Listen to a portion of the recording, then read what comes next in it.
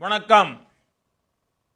भारत के संविधान के अनुसार बोलने का मौलिक अधिकार प्रत्येक भारतीय व्यक्ति को है, तो हम भी भारतीय व्यक्ति हैं और हमको भी अधिकार है भारत में बोलने का। हम अपनी बात अगर बोलते हो, किसी को दिक्कत है तो वो ईयरफोन लगा करके घर पर टीवी बंद करके रखे, पानी ज्यादा पिए वरना हार्ट फेल हो जाए। इलेक्शंस के पहले फेज में बीजेपी के लिए चिंताजनक साइंस देखे गए और हमारे प्रधानमंत्री मोदी इतना बौखला गए कि राजस्थान के चुनावी भाषण में खुल्लम खुल्ला झूठ बोलने लगे। उनको बांटेंगे जिनको मनमोहन सिंह जी की सरकार ने कहा था कि संपत्ति पर पहला अधिकार मुसलमानों का है।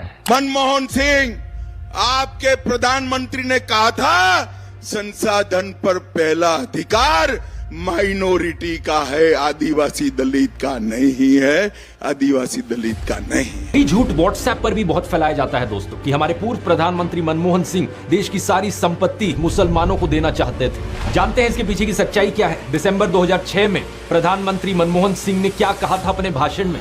उन्होंने अपनी सरकार की प्रायोरिटीज बताई थी, खेती, सिंचाई, water resources, health, education, infrastructure. इसके साथ ही उन्होंने कुछ प्रोग्राम्स बताए थे दलितों, आदिवासियों, ओबीसी और माइनॉरिटीज की हालत सुधारने के लिए, औरतों और बच्चों के लिए। इन्होंने कहा था दलितों और आदिवासियों के लिए जो प्लान्स हैं उन्हें पुनर्जीवित करना होगा। ऐसे इनोवेटिव प्लान्स बनाने होंगे कि माइनॉरिटीज, खासकर मुस्लिम माइनॉरिटी को एम्पावर किया जा सके ताकि वो भी विकास के भागीदार हो सके। इनका यानी इन प्रोग्राम्स का, इन प्रायोरिटीज का संसाधनों पर पहला हक है।